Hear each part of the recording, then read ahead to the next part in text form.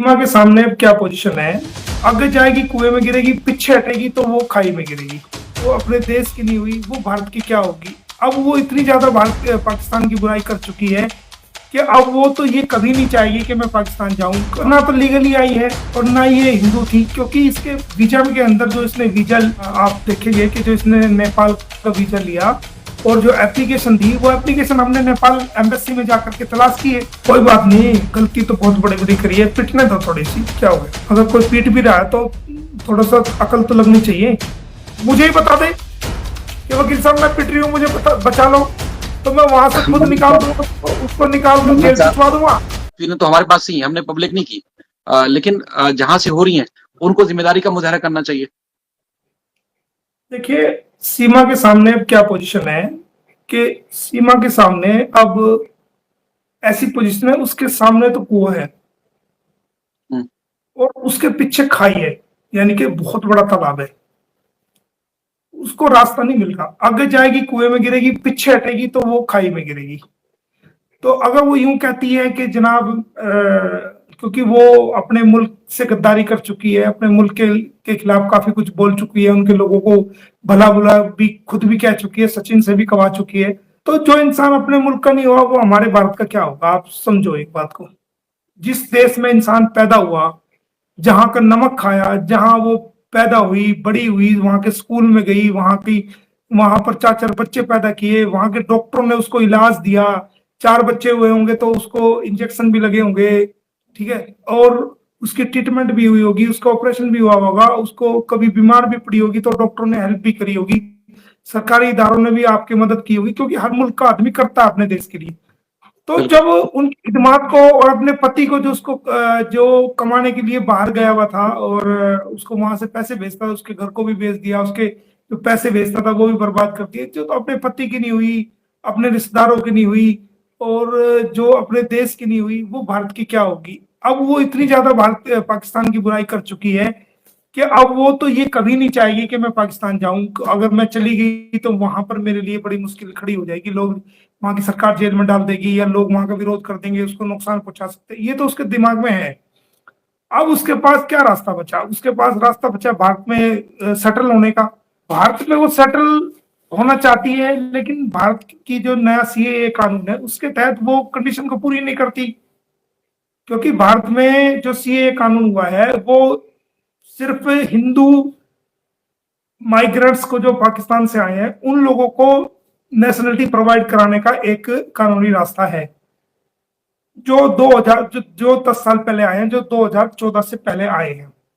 बिल्कुल। और और और जो लीगली आए, जो लीगली आए, तो ये तो ना तो लीगली आई है और ना ये हिंदू थी, क्योंकि इसके वीजा के अंदर जो इसने वीजा का आप देखेंगे कि जो इसने नेपाल का वीजा लिया और जो एप्लीकेशन दी, वो एप्लीकेशन हमने नेपाल एम्बेसी में जाकर के तलाश की है। उसके अंदर इसने खुद को मुसलमान, ये कहती है मैं तो पाकिस्तान, वहां पाकिस्तान में हिंदू हो गई थी। तो ये गुमराह कर रही है, क्योंकि क्योंकि ये जो है, ये जो इसने वीजे के लिए एप्लीकेशन दी थी उसके अंदर रिलीजन लिखा जाता है, आपका क्या रिलीजन है। अच्छा तो उसके अंदर इसने खुद को मुसलमान कहा था। तो जब सर, आप ये तो बड़ी है, ब्रेकिंग खबर बता रहे हैं। ये तो बहुत बड़ी खबर बता रहे हैं आप सर, कि हाँ ये हाँ, कहती है 4 साल पहले पाकिस्तान में रहते हुए मैं हिंदू हो गई थी, लेकिन वो अपनी वीजा अप्लाई किया जिसमें एप्लीकेशन में वहां अपने आप को मुसलमान बता रही है।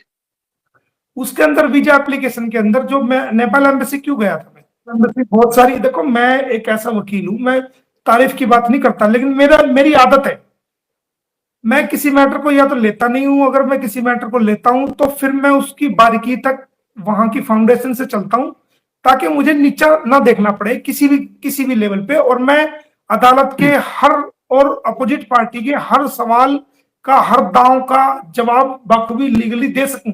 इसलिए मैं उसमें कड़ी मेहनत करता हूं, मेरी शुरू से ही आदत है। बिल्कुल। तो मैं फील्ड को मैंने पूरा किया है, जब मेरा फील्ड पूरा किया है उसके बाद आप देखेंगे कि मैंने कानूनी पिटिशन फाइल की है, जब मेरा वक्त पूरा हो गया है, हर चीज से मैं अपडेट लीगली हो गया हूं।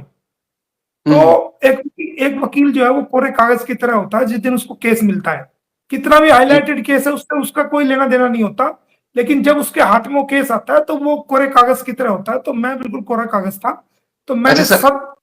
जी। सिर्फ जो जो दर्शक जो सुनना चाहते हैं, सर एक बार फिर मेरी रिक्वेस्ट पे जरा ये बता दिया, सीमा ने जो नेपाल एम्बेसी में एप्लीकेशन दी थी, अपने आप को मुस्लिम जाहिर किया था कि मैं मुसलमान हूँ, लेकिन लोगों में आज तक वो दावा कर रही थी कि जब पाकिस्तान में थी तो वो हिंदू धर्म अख्तियार कर चुकी थी, तो वहां जाते हुए फिर अपने आप को मुसलमान कैसे जाहिर कर रही थी? वो वीजा के लिए अप्लाई किया था, एक वीजा एप्लीकेशन होती है, उसमें नाम और हस्बैंड का नाम, एड्रेस, रिलीजन, सब कुछ उसके अंदर लिखना होता है। बिल्कुल। तो जो उसके अंदर लिखा गया, उसने अपना नाम लिखा था Seema Ghulam Haider, wife of Ghulam Haider, address दिया गया था, और उसमें एक कॉलम होता है एज का, एक कॉलम होता है मेल या फीमेल का, पासपोर्ट नंबर का एक कॉलम होता है, और साथ साथ एक कॉलम और होता है कि आप किस धर्म से ताल्लुक रखती है, आपका धर्म क्या है। तो उसके अंदर सीधा सीधा इस्लाम लिखा हुआ है।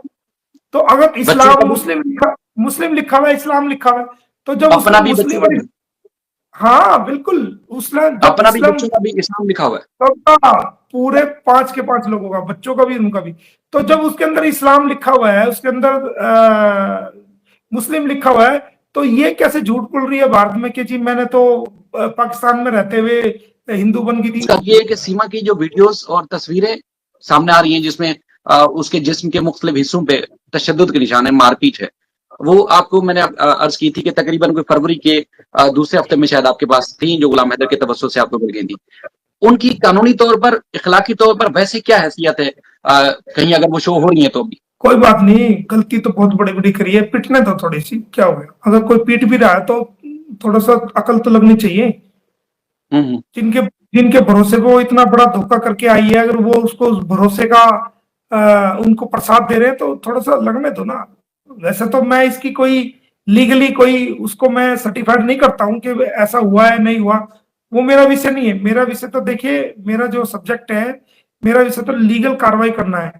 अब वो वो जो फोटो वो फर्जी हैं या एडिक्टेड है या कैसे हैं, वो मैं उस बात में नहीं जा रहा, मुझे नहीं पता। और ना मुझे इस हम्म। बात की सच्चाई पता है कि लोग क्यों वायरल कर रहे हैं, क्यों ऐसा कर रहे हैं। और अगर वो पिट रही है तो अगर वो मान ले पिट भी रही है, तो फिर अगले दिन उसकी नई वीडियो आती है खुश खुश रहते हुए, और वो पता नहीं क्या क्या ड्रामे उसमें करती है, तो उसको देखकर नहीं लगता कहीं वो पिट रही होगी। और अगर अंदर हम्म। खाने कहीं पिट भी रही हो तो कोई बात नहीं, पिटने दो उसको थोड़े दिन। अगर अंदर खाने पिट भी रही है, अगर उसको सच्चाई भी मान लिया जाए तो पिट रही है, अगर वो पिट रही है तो उसको बताना चाहिए कि जी मैं पिट रही हूं, मुझे ही बता दे कि वकील साहब मैं पिट रही हूं, मुझे बचा लो, तो मैं वहां से खुद निकाल मोहम्मद दूंगा, उसको निकाल कर मोहम्मद जेल साहब, भिजवा दूंगा।